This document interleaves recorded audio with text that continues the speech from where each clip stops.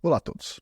Pessoal, hoje eu gostaria de falar um pouquinho sobre essa matéria interessante aqui da Folha de São Paulo, que se chama Os Brasileiros São Anti-Ciência. Gostei muito desse título aí, né? Então, assim, eu gostaria de falar algumas coisas sobre isso, né? Eu acho que eu tenho gabarito para falar um pouco sobre ciência, né? Então, vamos lá. Vamos para a primeira parte. A primeira parte, todo mundo sabe que 99% das pessoas não entendem como é que se faz ciência, ok? Normal. Nem todo mundo precisa saber, certo? Afinal de contas, 100% dos cientistas, vamos ser mais bondosos, vai. 99% dos cientistas não sabem produzir a sua própria comida, né? Tô tirando 1% porque tem o pessoal da Embrapa, né? E tem o pessoal de algumas faculdades de agronomia, que é um pequeno número de cientistas, assim, perto do volume total, certo? Então, é assim, a maioria dos cientistas também não sabem produzir seu alimento. Então, tudo bem, até é entendível, né? Então, para começar a conversa, a gente não pode falar assim se os brasileiros são anti-ciência ou não. Não existe isso porque a maioria das pessoas não entendem a ciência. Agora, o que a gente pode dizer com certeza é o seguinte. Vamos lá, primeira coisa, o que é ciência? Ciência é a cultura da dúvida, certo? O cientista ele sempre tem dúvida. Ele pergunta e ele quer gerar respostas. E essas respostas nunca são satisfatórias. Então, se alguém perguntar para mim, por exemplo, eu estudei a estrutura da crosta na faixa sísmica Goiás-Tocantins, ok?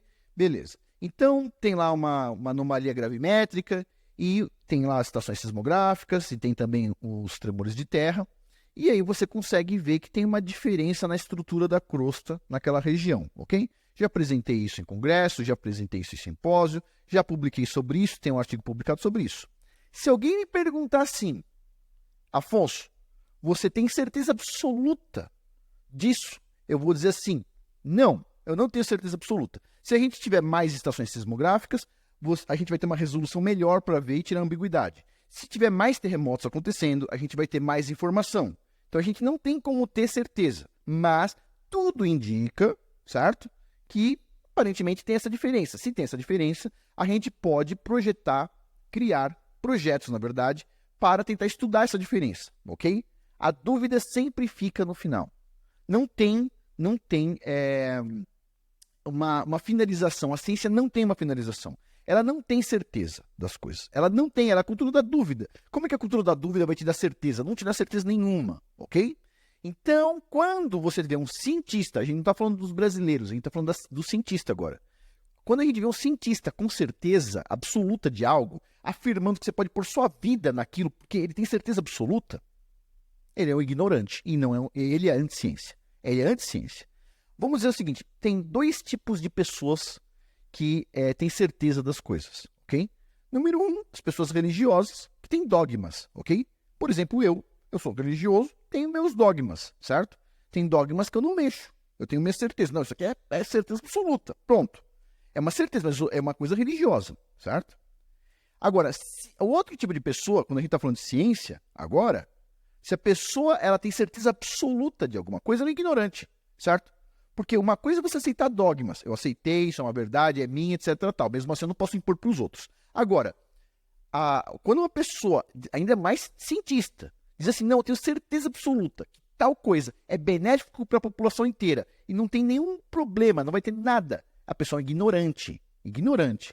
Ou você pode dizer assim, as pesquisas indicam tal coisa, mas talvez daqui 10 anos a gente entenda que tal coisa talvez não seja tão boa. Você não pode dar certeza de nada. Quando você vê cientista agora, hoje em dia tem um monte aí de pessoas que se dizem cientistas, porque tem uma porcaria de um diploma, certo? Um papel. Quanta gente idiota eu já vi com o mesmo tipo de papel? Desculpa, pessoal. Tem gente que, tipo assim, é difícil, certo? As pessoas, elas não se dizem religiosas, mas têm seus dogmas. Vai mexer nos dogmas dos caras. Vai mexer nos dogmas da ciência. Encosta o dedo mindinho lá nos dogmas da ciência. Vai ver. Os caras são mais extremistas do que qualquer extremista religioso. É terrível demais, certo? Por quê? Porque não existe mais ciência. A ciência morreu. As pessoas não entendem isso. Vamos lá, de novo. A ciência morreu. Não existe mais ciência nos dias de hoje. Não existe mais a cultura da dúvida. Eles fingem que tem alguma dúvida, mas não. Eles têm ideologias bem marcadas, bem caracterizadas, certo? Que fazem eles ter certeza de algo. Ou seja, deixou de ser a cultura da dúvida e passou a ser uma religião, certo?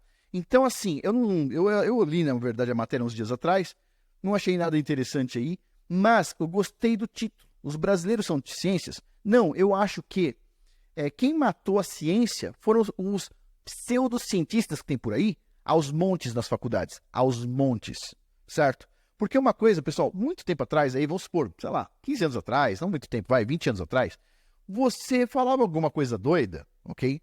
E beleza, as pessoas, bom, pô, vamos conversar aí, vamos bater um papo e tudo mais. Por quê? Porque a dúvida fazia parte da atmosfera da ciência, certo? A dúvida. Não existia ideia idiota, certo? A atmosfera permitia isso, certo?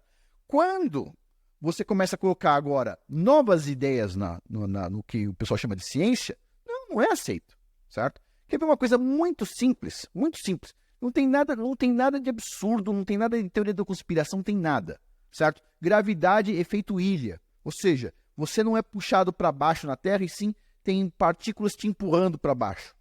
Tipo assim, vem do céu, vamos dizer assim. Uma coisa muito simples de entender, não tem nada de vamos dizer assim, de conspiração, não tem nada disso. Vai ver se a ciência aceita isso. Meu, é um cara em 10 milhões, entendeu? Não aceita. Não tem discussão. Agora, se o Neil deGrasse Tyson, que é o representante da ciência, vai em algum congresso e diz assim, olha, tudo indica que nós estamos dentro de um algoritmo. Tudo isso aqui não existe, tá vendo? Essas coisas todas que você pode tocar aqui não existe. Isso não existe. Caderno não existe, aquele livro não existe, aquele copo não existe, nada existe, ok? Tá tudo dentro de um algoritmo. Aí pronto, aí pode. Por quê? Porque tem alguém, ou mais do que uma pessoa, é óbvio, né? Que controla o que é chamado de portão da ciência. O que é ciência e o que é pseudociência. Quem que controla o que é ciência e pseudociência? Não é a comunidade científica, isso não existe, pessoal. Certo? Quem controla o que é ciência ou não é um grupo de pessoas. É um grupo de pessoas, é um grupo de organizações que vão definir isso aqui é ciência, isso aqui não é ciência. Isso aqui vai ser publicado, isso aqui é lixo. Certo? Isso aqui a gente não vai mostrar para ninguém. Certo? Por exemplo, dá um exemplo muito simples aqui. Certo? Isaac Newton. Isaac Newton aí tem os livros dele, matemática, física e companhia. Certo? Ótica, essas coisas todas. Onde estão os livros de Isaac Newton falando sobre a cronologia? Mostrando que a cronologia, a história está toda errada. Onde estão os livros dele? Assumiu. Como é que a gente sabe dos livros dele? Porque o Isaac Newton escreveu o quê? Tipo uma carta lá no Imperial College, né? Numa publicação para todo mundo, porque teve um cara que publicou o livro dele sem autorização dele, e depois ele falou, eu vou revisar esse livro, e fez um novo livro, e ele foi criticado pela imprensa da época. Então a gente sabe o que estava escrito no livro, certo? Mas cadê o livro? Cadê o livro dele? É pseudociência. A gente sumiu, os caras sumiram aí com o livro para não queimar o filme de Isaac Newton. Obrigado, a gente não pode ler agora. Entendi. Então Isaac Newton ele fez muita ciência, mas teve uma parte aí que foi classificada como pseudociência. O mesmo cientista agora é um pseudocientista. Tá, quem classificou ele como pseudocientista? Posso ler? Posso pelo menos ler para ver? Não dá para ler, etc. Tal. Mas não tem problema, pessoal. O Fomenko compilou um monte de coisas sobre isso. E essas coisas todas, inclusive essa parte do Isaac Newton, já está lá no Patreon do canal. Lembre-se, link abaixo. Estou incentivando as pessoas a entrarem lá no Patreon do canal. O que tem lá no Patreon? Vamos dar uma olhada aqui, ó, para vocês darem uma olhada. Você pode vir aqui, ó, escolhe a membership aí de $5 por mês, baratinho, $5. Já tem 41 vídeos lá no Patreon, certo? O Patreon foi zerado e começou de novo agora. Tem 41 vídeos, ó. Esse aqui é o Dr. Fomenko questionando as fontes antigas. Tem um do Renascimento que tá para sair, um vídeo do Renascimento, que tipo assim, show de bola. Olha só, o problema do Antigo Egito na cronologia. Alemães entram na briga cronológica. Esse aqui, ó, Professor Morozov e a nova cronologia. Esse aqui, ó, cronologia questionada por Isaac Newton. Tá aqui. Esse vídeo é interessante pra caramba. Por que Isaac Newton, uma hora ele é cientista, na outra hora ele é pseudocientista? Quer dizer, ele não tem o direito de emitir uma opinião? É isso? Esse negócio da tal da ciência, cortar pessoas, cortar informação e esconder dos outros, não é de hoje, pessoal. Não é de hoje. Tipo assim, é uma iniciativa que começa lá com o Clube X, né? Que eu até fiz um vídeo um tempo atrás, chamava Os Verdadeiros X-Men, né? O Clube X que foi fundado lá pelo quê? Pelo Bulldog do Darwin, né?